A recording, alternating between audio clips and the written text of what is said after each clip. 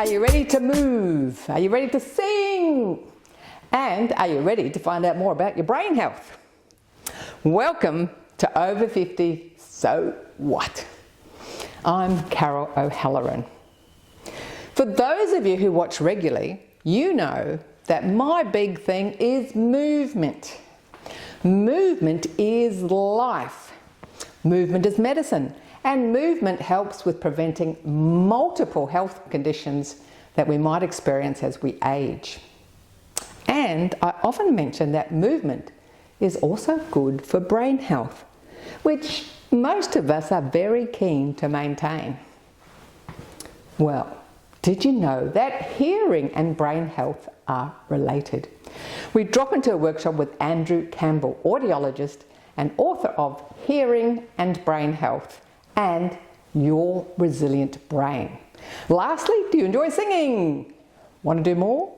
We meet members of the People's Choir, a community choir who believe everyone can sing.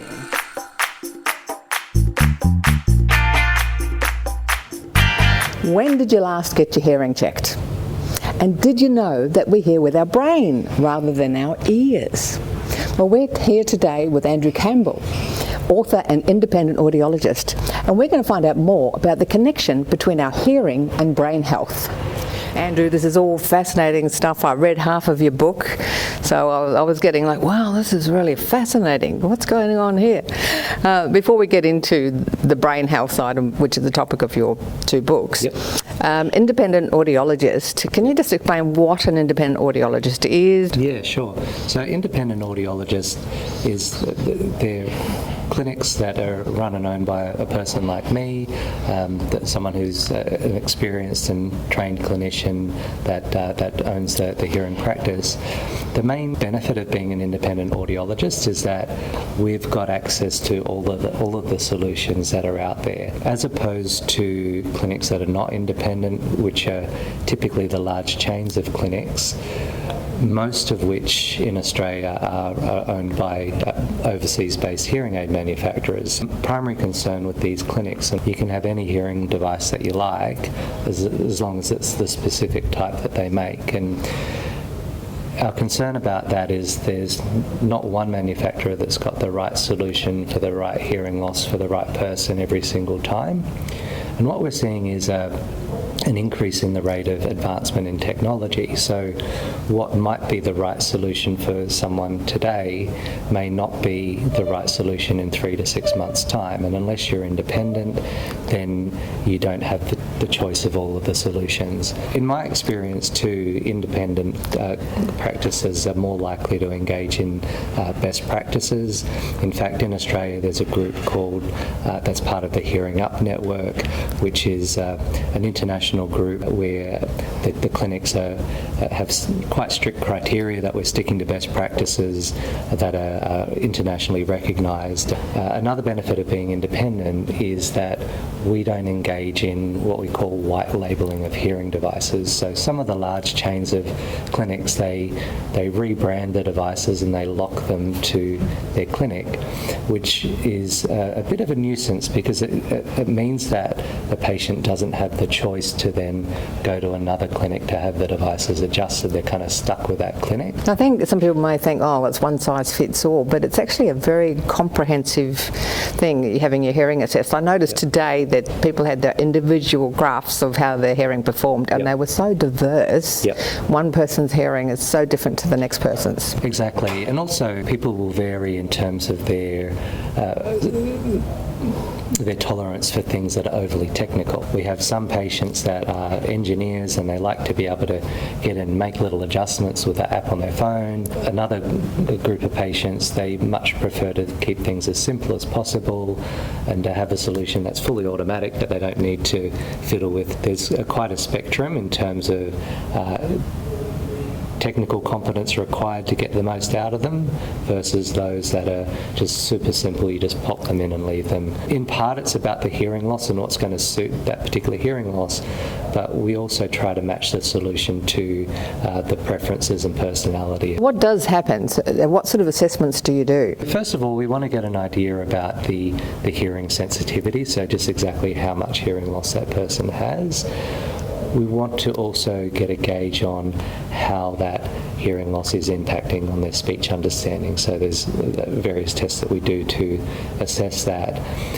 It's also helpful for us to identify exactly where in the hearing system the hearing loss is occurring. Usually we're dealing with a permanent hearing loss. Sometimes there's a surgical option, usually there's not.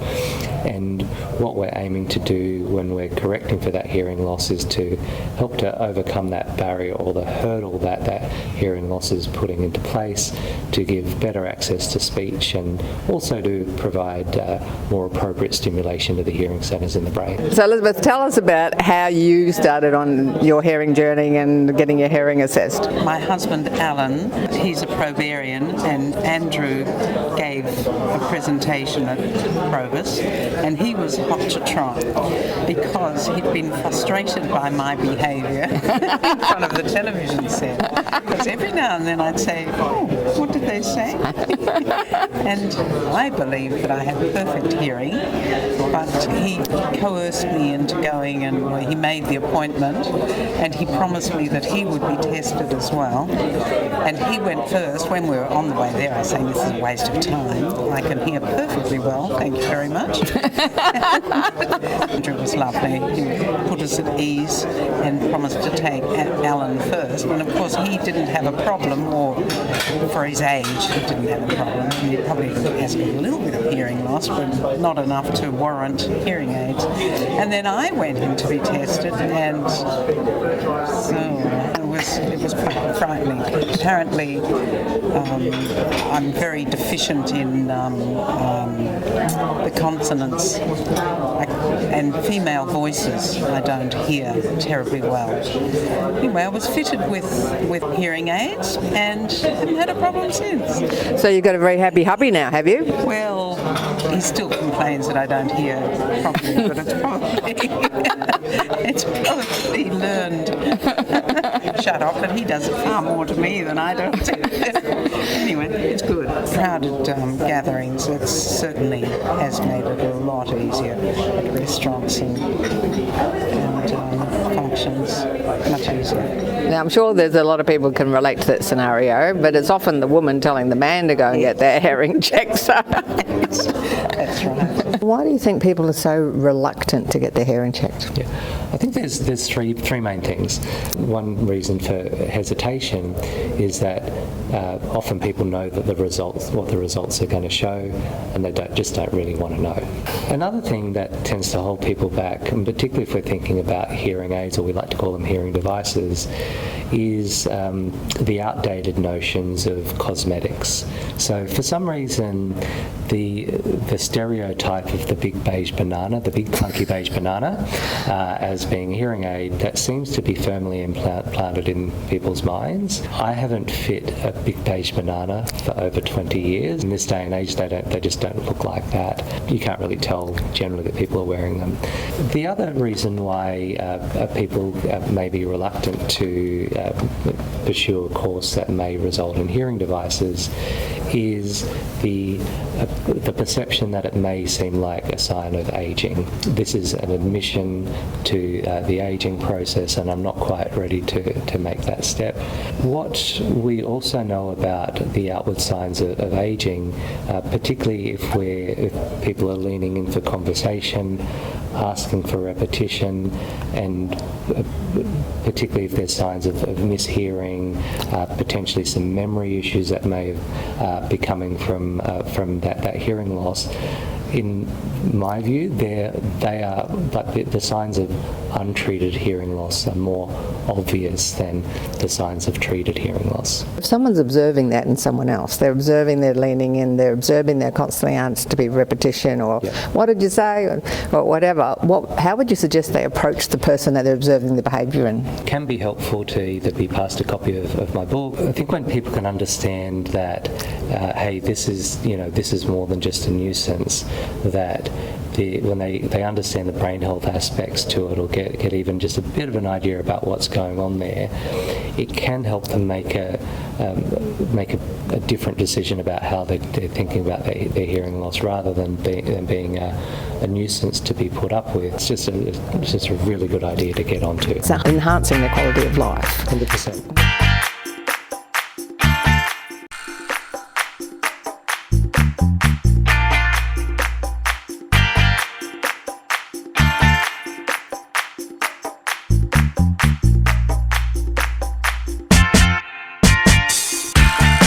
5-minute fitness, you know the drill, all you regulars, on your feet if you can, or follow Fabulous Faye with a chair for support. Start with a little step touch. It's coming, and that's it. You can do a little step touch like this, or a big one.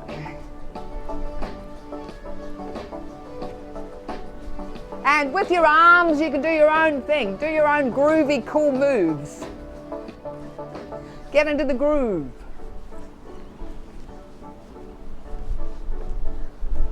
Now, just make sure there's nothing around you that you might trip over, because we're going to move forwards. And we go forwards. That's it. And back.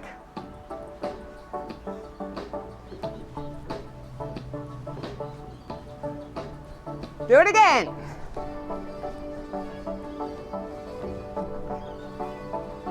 Hold it on the spot. Ready? And back.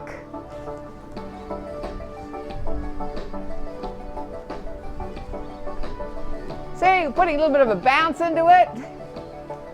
Getting into my groove. My groove's going to be different to your groove. Going to be different to Faye's groove. Now we're going to do it the same thing in the circle.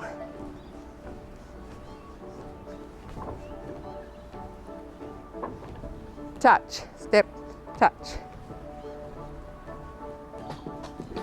Now we're going to take it to 2 steps. Ready? 2 steps. Let's go.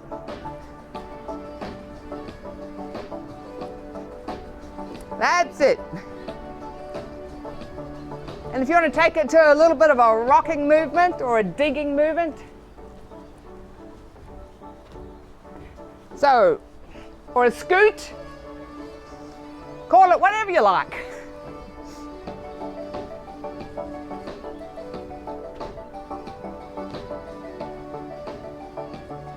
Now this double step touch, we're going to take it forward on the diagonal. Coming forward. Remember, watch out for the floor. And back. Just a slight diagonal.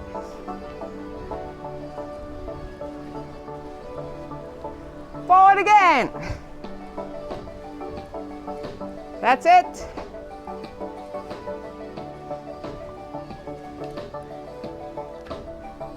We got it. Yes. Take it back.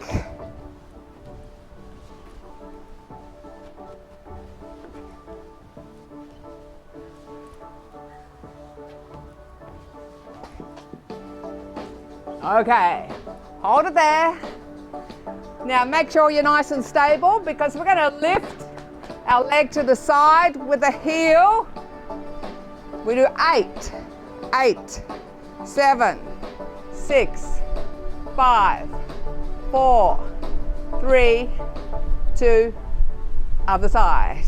8, 7, 6, 5. Pushing out with the heel. This is great for your gluteus medius. 8, 7, 6, 5, 4, 3. Other side, wait for it. 8, 7, 6, 5, 4, 3, 2. Now we do 4 times.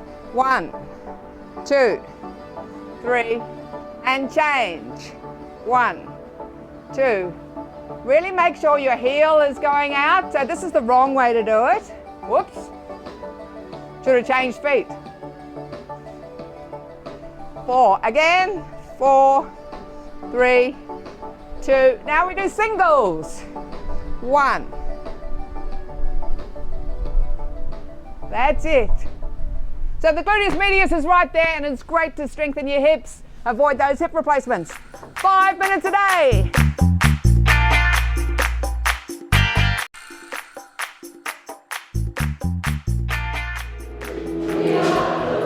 Do you sing around the house? Do you sing in the shower? Maybe, like me, you sing in the car.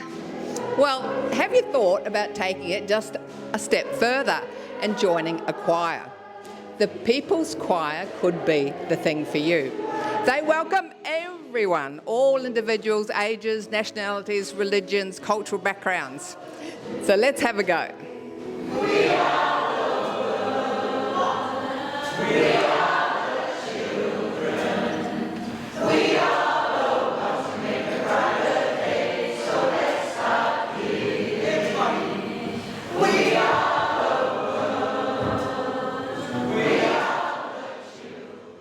Hi, Paul. Hi, Carol. Nice to see you again. I mean, we chatted months and months, probably a year or so ago, about what you were doing with the choir, and it was really fascinating. So for us to be here tonight and see it in action, so tell us about the People's Choir and how you've been involved with it. Well, it's been a fascinating journey. We've had some great concerts. Everyone that joins us loves it. It's transforming people's lives because it's such an uplifting thing to do. I'm a Welshman from Taffy, from Wales, and we love singing anyway. It's part of our genetic engineering, part of in our blood. So it's something I've always been involved with. I always enjoyed singing from when I was a young boy, and I find that just kind of like living in and walking in the footsteps of someone like Tom Jones. Right, well there you are. It's not unusual to be in love with anyone. So anyway, no, it's really good fun. What would you say to someone who likes singing, but they've never had any training, they're a newbie, they've never been in a choir? What would you say to someone like that? Well, most of us here have not really had any training. So we're getting our training, on-the-job training. We're getting on the job. We're doing it while we're going along. We have, in fact, we've got a couple of guys who have got hearing aids. They're not 100% with their hearing, so they're still enjoying it. They're picking it up, and so really, it's good for everybody. Regardless of your abilities, you find that though at the end of the night, you've improved whatever you could have had brought to start with, and after that, they really thoroughly enjoy it and come back again. So what happens with a beginner when they come in and they're a bit shy? Well, I guess really we don't put them on the spot, obviously. They're not going to audition. They're joining with everyone else. If they just want to sit there and listen to us for a while and then get sort of associated with everybody, that would help. That's okay. We find that, someone comes along, they have an interest to start with. And we just sort of work on that interest. See what sort of songs they like. They can just join in and hum for a while and, until they pick it up.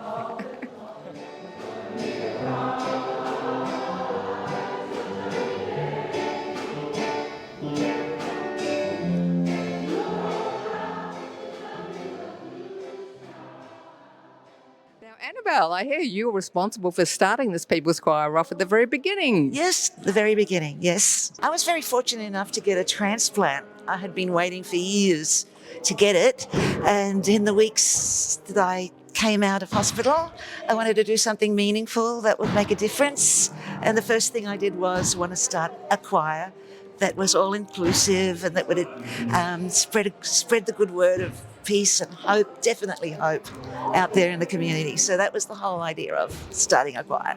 Well, you're certainly making a difference. Now, did you actually have a singing career before or experience in that area? Yeah, I worked on Channel 9 as one of the Channel 9 singers. I was in Hair, Godspell, Jesus Christ Superstar. I was a cabaret singer and worked on cruises. I did the ABC Armed Forces tours to Vietnam, and on and on. But then I kind of switched over and did a bit of music therapy. So music therapy is kind of what I'm doing now. Yeah. Well, you certainly have been making a difference. Looking at the performance today and the diversity, you've achieved your goal, I'm sure of that. Fantastic. I'm so proud of what the choir achieved in just 8 years. Fantastic. And tonight's performance, well, couldn't be happier. Well, again, congratulations, Annabelle. Yeah, thank you so much. So, Sarah, you've been singing in the choir and you brought this lovely lady, Sue, with you today, and now she's going to join, is that right? I actually think Sue has had such a wonderful time that she's kind of working out how does she fit that in to a wonderful schedule. But I'm thrilled that we only met a couple of weeks ago, and I just said, I love this. It gives me so much joy. I've only been here for about, well, not even since the beginning of the year. So are you like me, just a bit of singing in the shower, singing in the car before that? Well, I don't sing in the shower. I think I'd wake everybody up and they'd think something was happening. But I have been singing in the car and they're all just listening now as opposed to going, what's that? So I've really enjoyed finding my voice since Christmas. It's been a real joy to come back and find my voice again. So Sue, tell me, how did she describe the choir to you? Well, Sarah said that it was a real community type event and there was that joy of being with people who love to sing and there's no judgment. You just go and, you know, you feel the lyrics as you're singing and it's just so nice. These days we don't get that sense of community so often and I think this just bonds people and it's from all walks of life, all age groups. It's wonderful. And have you got a singing experience or you're... No. Not me, no, but love to sing. And I think I'm a convert. I think more people should hear about it.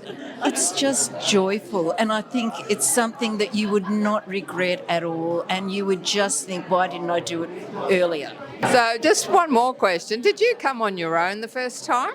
Absolutely. And it's only been, like I said, not long, and I feel like I've made some lovely friends that I really enjoy being with each week. Were you a bit nervous coming on your own?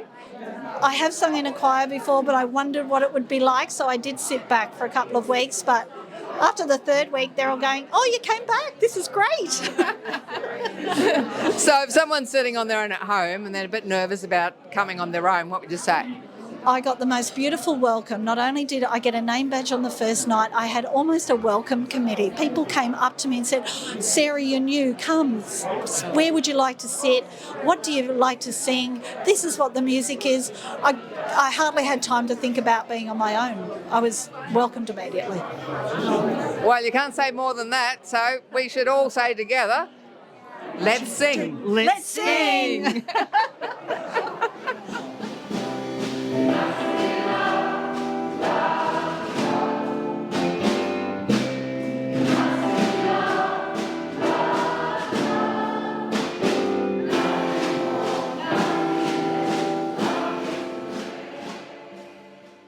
This is a wonderful way to actually express yourself and basically just to have some fellowship, just to come out and meet other people and enjoy life. That's what it's all about. I mean, life's too short. We've just got to get out there and do something and just be part of something like this is really worthwhile. You'll have a great time, a lot of fun, and at the end of the day, that's what it's all about. Movement can be fun. And I hope you all joined in with the fun 5-minute fitness routine. To do one every day, jump on YouTube and check out the 5-minute fitness playlist. Why not visit a community choir near you and start singing for fun? And the big tip today is to get your hearing assessed earlier rather than later. So very important for our physical, mental and emotional health, as well as our brain health. Connect with us on Facebook, YouTube and Insta, and jump on the website for more information on our guests. and to receive a free copy of the book Alive and Kicking. I'm Carol, over 50, so what?